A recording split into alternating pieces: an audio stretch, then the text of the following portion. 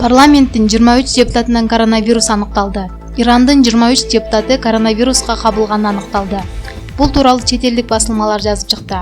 Маалыматка ылайык, Ирандын парламентинин вице-президенти парламент өкүлдөрүн эл менен байланыш түзүүдөн алыс болууга чакырды.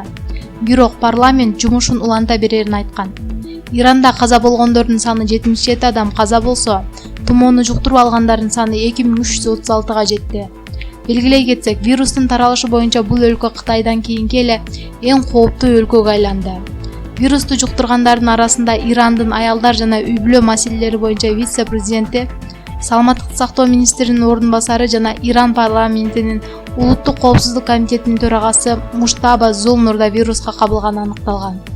Ирандын Ватикан жана Египеттеги мурдагы элчиси Хади Хасраушахи Кума шаарынан коронавирусту жуктуруп алган. Кийин ал Тегерандагы ооруканалардын бирине жаткырылып, дарыланып жаткан. Бирок 27 февраль күнү оорудан каза болду.